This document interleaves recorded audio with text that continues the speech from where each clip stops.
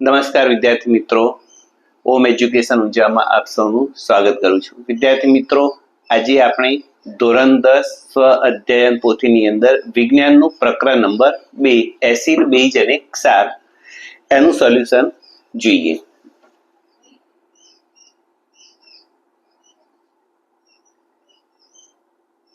પ્રશ્ન 1. નીચેના બહુ વિકલ્પી પ્રશ્નો માટે આપેલ વિકલ્પમાંથી સાચો વિકલ્પ પસંદ કરો. નંબર 1. નીચેનામાંથી કુદરતી સૂચકને ઓળખો. મિથાઇલ ઓરેન્જ, ખાંડ, લાલ કોબીજ, ફિનોલ્ફથેલિન. તો જવાબ છે લાલ કોબીજ, વિકલ્પ સી. નંબર 2. તમારા વર્ગમાં એક વિદ્યાર્થી દ્રષ્ટિની અશક્તતા ધરાવે છે, તો તે એસિડ બેઝ સૂચક તરીકે શેનો ઉપયોગ કરી શકશે? તો વેનિલા અર્ક, જ્ઞાનેન્દ્રિય સૂચક, એટલે કે વિકલ્પ બી. ત્યાર પછી પ્રશ્ન નંબર 2. નીચેના વિધાનો સાચા છે કે ખોટા તે જણાવો. પ્રશ્ન નંબર 3. એસિડના દ્રાવણમાં ફિનોલ્ફથેલિનના 2 ટીપા નાખતા દ્રાવણ ગુલાબી રંગ ધારણ કરે છે, તો આપેલ વાક્ય ખોટું છે. નંબર 4. બેઝ ભૂરા લિટમસને લાલ બનાવે છે, એ વાક્ય પણ ખોટું છે. પ્રશ્ન નંબર 3. નીચેના વિધાન સાચા બને તે રીતે ખાલી જગ્યા પૂરો. પ્રશ્ન નંબર 5. લિટમસ એ ખાલી જગ્યા સૂચક છે, તો કહી શકીએ કુદરતી. પ્રશ્ન નંબર 6. સફેદ કપડા ઉપર કઢીના ડાઘ પર સાબુ રગડવાથી ડાઘ ખાલી જગ્યા રંગના બને છે, તો જવાબ આવશે લાલ કથ્થાઈ. પ્રશ્ન નંબર 4. નીચેના પ્રશ્નોના ખૂબ જ ટૂંકમાં એક શબ્દ કે વાક્યમાં જવાબ આપો. પ્રશ્ન નંબર 7. લિટમસ દ્રાવણ એસિડિક કે બેઝિક ન હોય ત્યારે તેનો રંગ જણાવો. તો લિટમસ દ્રાવણ એસિડિક કે બેઝિક ન હોય ત્યારે તેનો રંગ જાંબલી હોય છે. પ્રશ્ન નંબર 8. લીંબુના રસને વાદળી લિટમસ પેપર પર નાખતા શું અસર થશે? વાદળી લિટમસ પેપર લાલ રંગનું થઈ જશે. ત્યાર પછી મુદ્દા નંબર 2.1 એસિડ અને બેઝના રાસાયણિક ગુણધર્મો. એમાં પ્રશ્ન 1. નીચે આપેલ વિધાન સાચા બને તે રીતે ખાલી જગ્યા પૂરો. પેટા પ્રશ્ન નંબર 9. ધાતુનું એક સંયોજન X મંદ HCl સાથે પ્રક્રિયા કરી ઉભરા ઉત્પન્ન કરે છે તથા ઉત્પન્ન થતો વાયુ સરકતી મીણબત્તીને ઓલવી નાખે છે, તો ઉત્પન્ન થતો વાયુ ખાલી જગ્યા હશે. તો એ હશે કાર્બન ડાયોક્સાઇડ, એટલે કે CO2. નંબર 10. સામાન્ય રીતે અધાતુય ઓક્સાઇડ સ્વભાવે ખાલી જગ્યા હોય છે, એસિડિક. પ્રશ્ન નંબર 2. નીચે આપેલ પ્રશ્નોના એક શબ્દ કે વાક્યમાં જવાબ આપો. પ્રશ્ન 11. સામાન્ય રીતે એસિડની ધાતુ સાથે રાસાયણિક પ્રક્રિયાથી કયો વાયુ મુક્ત થાય છે? તો એસિડની ધાતુ સાથે રાસાયણિક પ્રક્રિયાથી હાઇડ્રોજન વાયુ, એટલે કે H2 મુક્ત થાય છે. પ્રશ્ન નંબર 12. એસિડ સ્વાદે કેવા હોય છે? એસિડ સ્વાદે ખાટા હોય છે. પ્રશ્ન નંબર 13. એસિડ અને બેઝ વચ્ચે પ્રક્રિયા થઈ ક્ષાર અને પાણી બનવાની પ્રક્રિયા કયા નામથી ઓળખાય છે?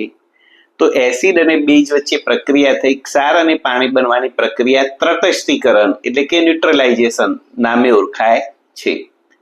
પ્રશ્ન નંબર 14. આલ્કલી દ્રાવણ એટલે શું? પાણીમાં દ્રાવ્ય બેઝ એ આલ્કલી તરીકે ઓળખાય છે. પ્રશ્ન નંબર 3. નીચેના પ્રશ્નોના ટૂંકમાં ઉત્તર આપો. એમાં પેટા પ્રશ્ન નંબર 15. છાશ અને લીંબુ જેવા ખાટા પદાર્થોને તાંબા કે પિત્તળના વાસણોમાં શા માટે ન રાખવા જોઈએ? તો દહીં અને ખાટા પદાર્થો એસિડ ધરાવે છે, જે પિત્તળ તેમજ તાંબાના વાસણો સાથે પ્રક્રિયા કરી ઝેરી પદાર્થો બનાવે છે, જે માનવ શરીર માટે નુકસાનકારક છે. તેથી છાશ, લીંબુ, પાણી જેવા ખાટા પદાર્થોને તાંબા પિત્તળના વાસણોમાં ન રાખવા જોઈએ. પ્રશ્ન નંબર 16. લવિંગના તેલથી એસિડ અને બેઝની પરખ કેવી રીતે કરશો તે ટૂંકમાં સમજાવો. તો લવિંગનું તેલ જ્ઞાનેન્દ્રિય સૂચક છે. આપેલ પ્રવાહીમાં લવિંગનું તેલ ઉમેરતા લવિંગના તેલની ગંધ ચરવાઈ રહે તો તે પ્રવાહી એસિડ છે, અને જો પ્રવાહીમાં લવિંગનું તેલ ઉમેરતા લવિંગના તેલની ગંધ દૂર થાય અથવા તો નબળી પડે કે ઓછી થઈ જાય તો આપેલ પ્રવાહી બેઝ છે. પ્રશ્ન નંબર 17.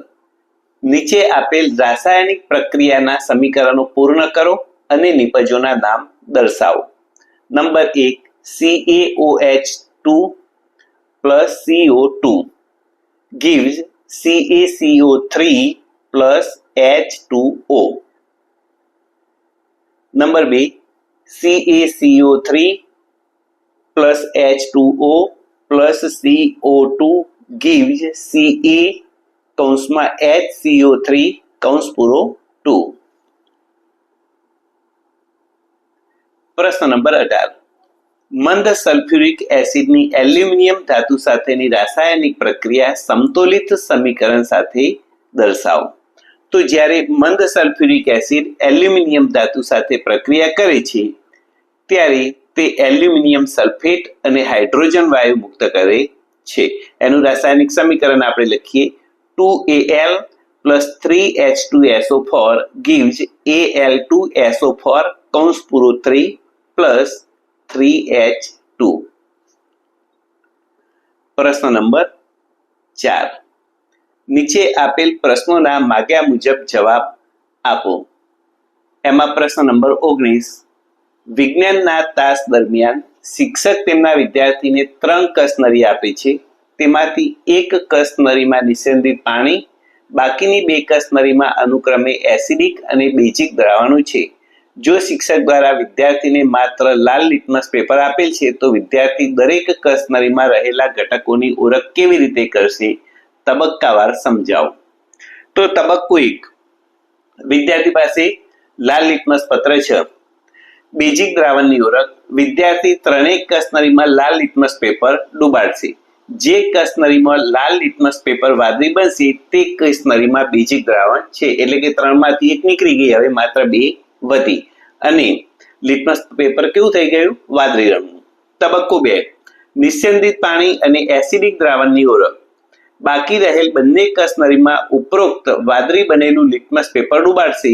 જે કસનરીમાં વાદળી લિટમસ પેપર લાલ બનશે તે એસિડિક દ્રાવણ અને તે સિવાયની કસનરીમાં નિસ્યંદિત પાણી હશે. પ્રશ્ન નંબર 20.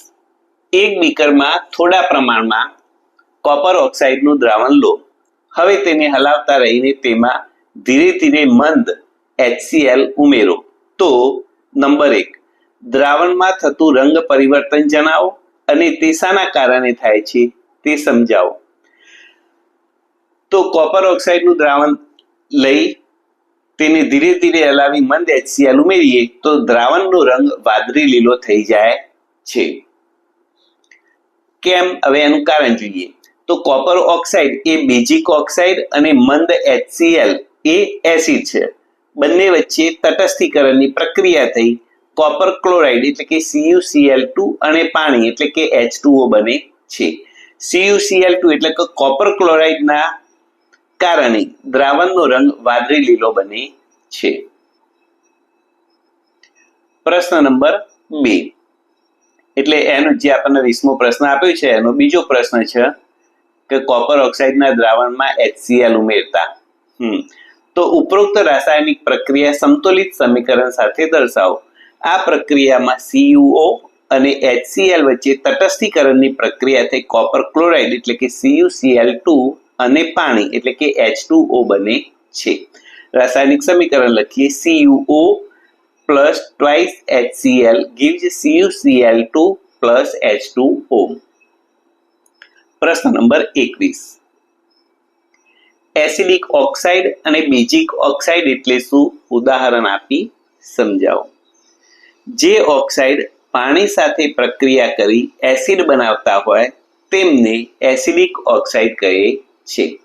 અધાતુય ઓક્સાઇડ એસિડિક ઓક્સાઇડ છે. ઉદાહરણ તરીકે SO2 plus H2O gives H2SO3. બીજા નંબરે જોઈએ. જે ઓક્સાઇડ પાણી સાથે પ્રક્રિયા કરી બેઝ બનાવતા હોય તેમને બેઝિક ઓક્સાઇડ કહે છે.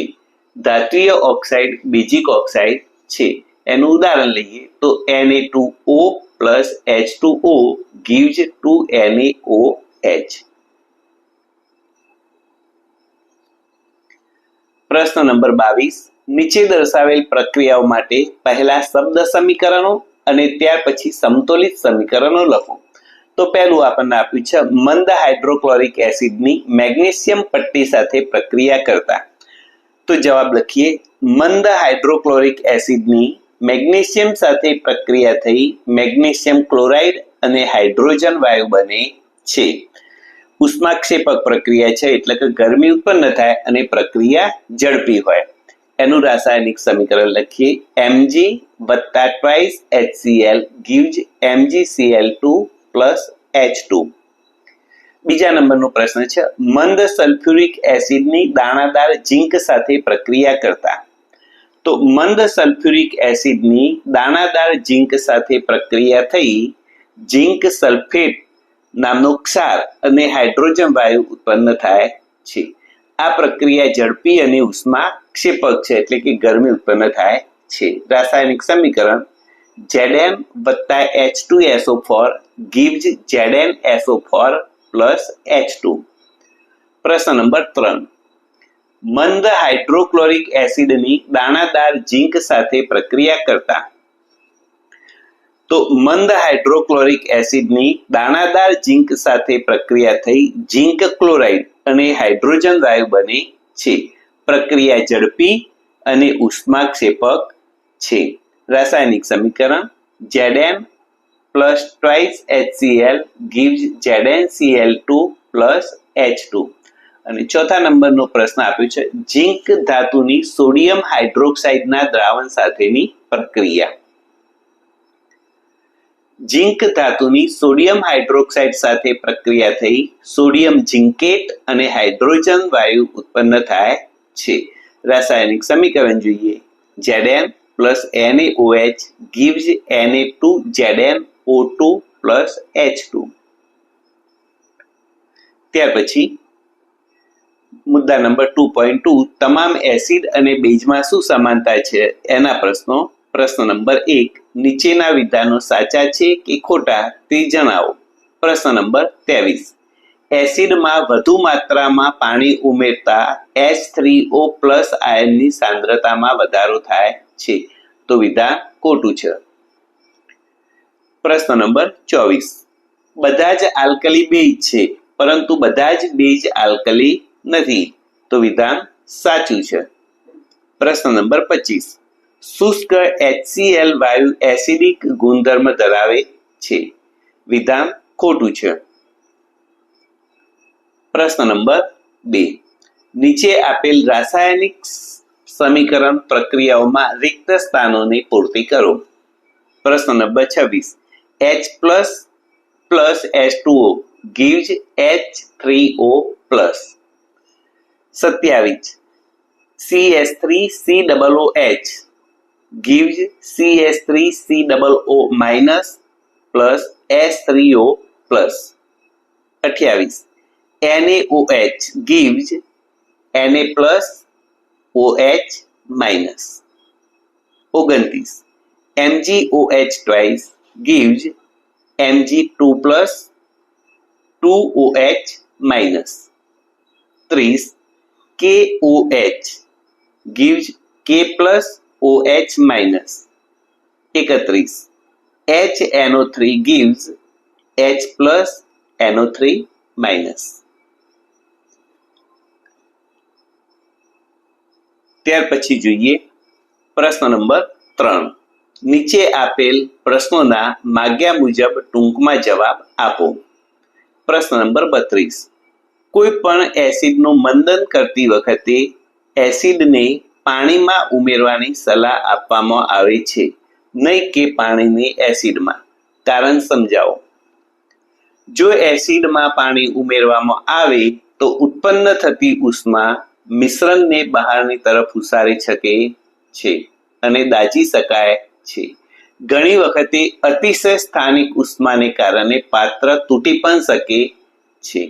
આથી એસિડને પાણીમાં ઉમેરતા જઈ ધીરે ધીરે હલાવતા રહેવું જોઈએ. તો વિદ્યાર્થી મિત્રો, આ વિડીયોમાં આપણે 32 સુધી જોઈએ છીએ. પ્રશ્ન નંબર 33 થી આના પછીના વિડીયોમાં જોઈએ.